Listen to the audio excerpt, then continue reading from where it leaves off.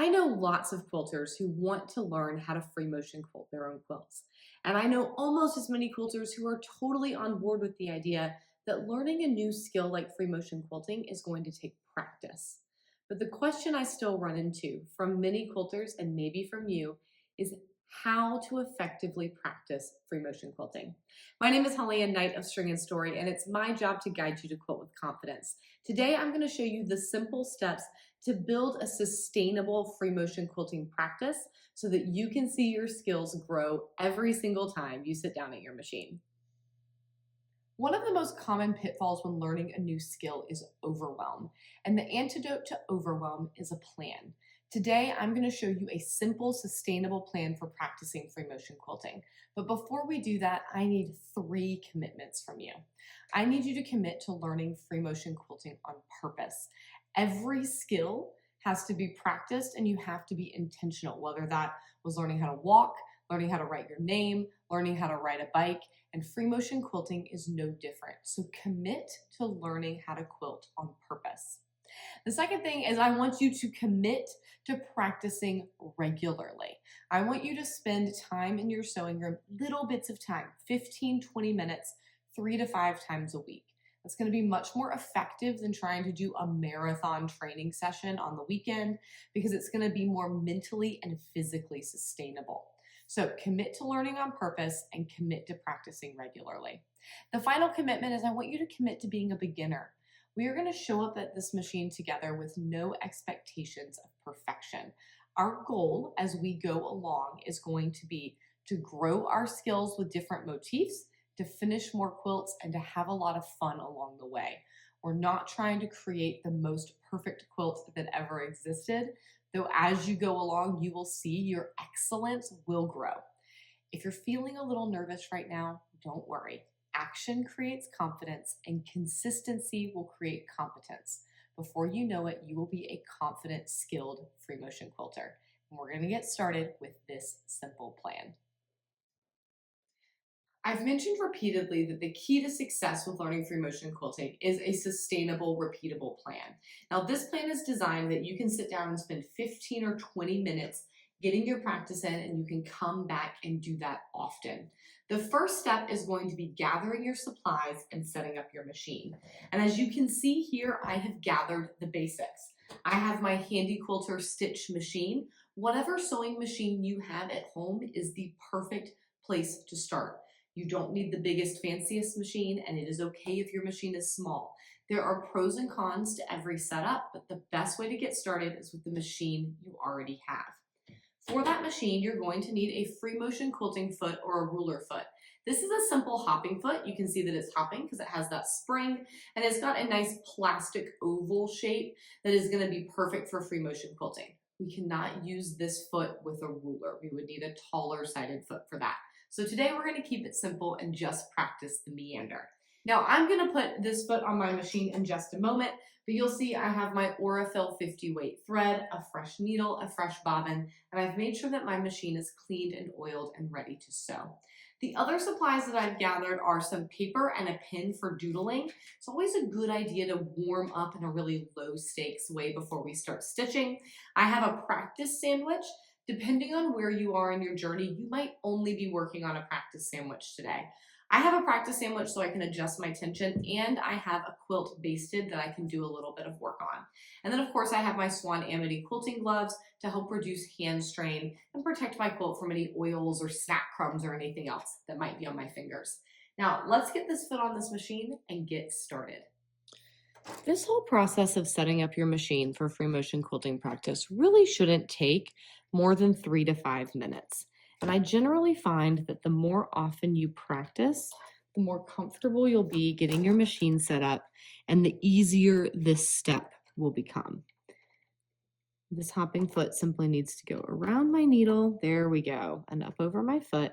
And what you can see here is that this hopping foot does not engage with my feed dogs, and that's what allows me to move all of my fabric freely, hence free motion, because it's not going to be pulled by these feed dogs. I'm going to get to control it. So make sure that you've put that foot on. This should be a very quick and easy step. And then we're going to start warming up and doodling.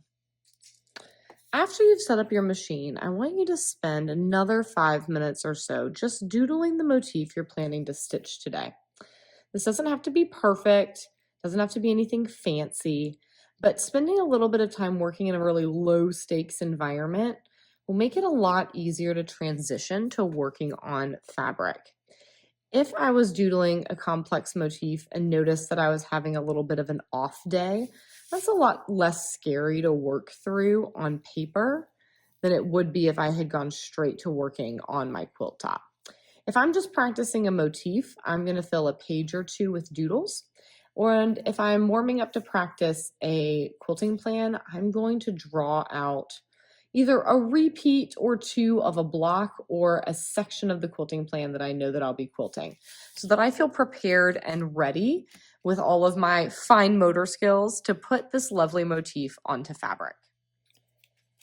This next section is where the work gets real.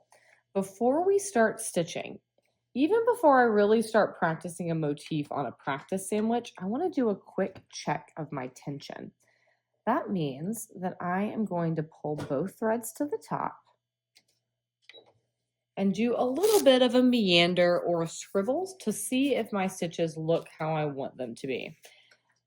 We want to make sure that we've got a nice even tension where our stitches look exactly the same on the top and the bottom, to make sure that the tug of war that's happening between our top and bottom thread is as evenly matched as possible. So a quick little meander. I need to tighten up my tension a little bit because I've got some eyelashes on the back. I'm just going to do that, and then I should be off to the races. Keep checking your tension until it's nice and balanced if you're going to be working on a proper quilt today. I'm going to do a little bit of quilting on this practice sandwich just to get the meander all warmed up in my body and to finish double checking my tension. And then I'm going to move on to an actual quilt. Now, when we are quilting on a practice sandwich, it's very important not to unpick. I really don't care what goes wrong. I don't care how heinous your tension is. I don't care how whack your stitch length looks. No matter what, I want you to keep going on a practice sandwich and not teach our brains to be perfectionistic about this part. Even on an actual quilt, I very rarely unpick. Only if my tension has really gone wacky or I've made some sort of grievous error in my quilting plan am I going to unpick stitches. My quilts are made to be used and loved. I want to enjoy the process, not get bogged down in perfectionism. All right, those stitches are looking pretty good. Probably one more twist will do it. And then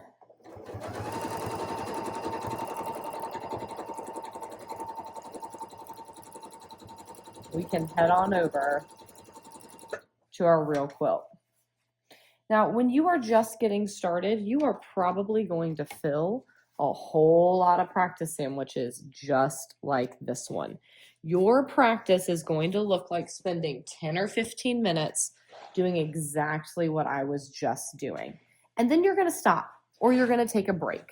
We don't ever want to overtax our bodies or our brains during the learning process. And working in shorter bits of time is going to be much more manageable to all parts of your nervous system. If, however, you have been practicing for a little bit, I want you to be mindful not to fall into the trap of endless practice sandwiches. You can see here that I have basted a nice practice panel. This looks like a Star Island quilt, and in many ways it is, but is a printed one, not a pieced one. A panel like this is a perfect way to take your free motion quilting skills off of a practice sandwich and onto a real quilt while still keeping the whole thing pretty low stakes. Once you have filled several sandwiches with a new motif, I highly recommend incorporating that motif into an actual project as soon as possible. Again, this is teaching our brains that we take action before we feel ready, because action creates confidence, and consistently showing up to practice and consistently working on actual quilts is how we will build our competence. When you are working on an actual quilt, I want you to apply the same principle as we did with our practice sandwich, that after 15 or 20 minutes, it's time to take a break. It might just be a break to stretch, it might just be a break to drink some water, or it might be time to call it quits for the day. Listen to your body, listen to your brain, and recognize that even just little bits of practice, like what we've done here together, is going to add up very quickly. And before you know it, you are going to have a whole beautiful stack of finished quilts. A couple more reminders as you wrap up your time practicing. First of all, as you complete your quilting for the day, if you move on to work on other projects, circle back at the end of the time in your sewing room and make sure that you set your machine up again. Go ahead and put your free motion quilting foot back on the machine, get out some fresh paper, another practice sandwich, the project you're working on, and have everything ready and waiting for you so when you return to the sewing room, it is as easy as possible to sit down and have another practice session. The other thing I want you to think about is that everyone has hard days. If you sat down to practice free motion quilting today and it just felt hard, maybe even harder than it has in a while if you've been applying these principles, don't let that stress you out. The fact that something's hard simply means that you're still learning. I'm also a runner, and runners have lots of bad running days. And it doesn't mean that I'm a bad runner. It doesn't mean that I'm not making progress. It just means that sometimes our brain and body are still working on making things click. Take a deep breath, give yourself grace, and come back and try again next time, keeping in mind the reason why you started this journey in the first place. All those gorgeous quilts that you're going to finish very, very soon. Thank you so much for being here with me today, Rockstars. I hope you've enjoyed this simple, sustainable plan for practicing your free motion quilting skills. If you are brand new to this, please make sure that you check out a couple of things in the caption below. First of all, there is my totally free Quilt Your First Project with Confidence workbook. It's going to take everything I taught you today, but to the next level. It's going to dive deep on supplies and tension and how to quilt those very first motifs. Then, when you've done a little bit of practice and you're ready to learn more motifs, perhaps dabble in ruler quilting, expand your knowledge of how to custom quilt your projects, and connect with an amazing community, I would love to see you inside Quilting Rockstar University. You can find the link for this online membership down in the caption below as well. Thanks again for joining me. My name is Holly Ann Knight of String and Story. Hit like and subscribe, and I will see you back here for more confident quilting tips very, very soon.